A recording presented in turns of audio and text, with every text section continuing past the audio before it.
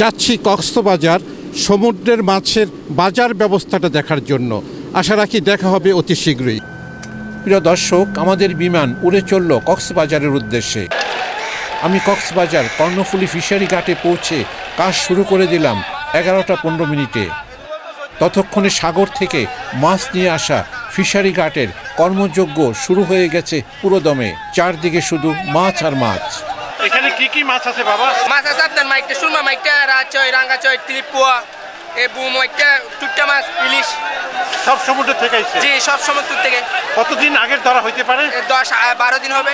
এগুলো কি আপনার এই বড় ট্রলার থেকে নামাই? জি জি। ছোট নৌকায় নামাই কেন? জি, ছোটরা নামাই ওখানে বিক্রি করে আর কি, আড়তদারের এখানে।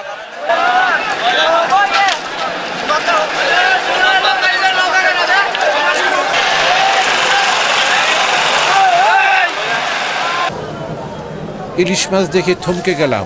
মনে হচ্ছে পদ্মা বা মেঘনার বিশাল সাইজের ইলিশ। যেমন চড়া ঠিক তেমনি গোল, ঠিক তেমনি ঘাড় মোটা, অসাধারণ চকচকে রং। আঙ্কেল, আসসালামু আলাইকুম। ওয়ালাইকুম আসসালাম। মাছের বাজার দরটা কেমন আছে? মোটামুটি আছে স্বাভাবিক। এখানে আপনার ইলিশটা কি হিসাবে বিক্রি করেন? আমরা বিক্রি করি গণা হিসাব। যেমন কত দাম আছে? মনে করেন এগুলো হচ্ছে আপনার 1 লক্ষ, তারপর আপনার হচ্ছে মাঝারি হচ্ছে আপনার 50,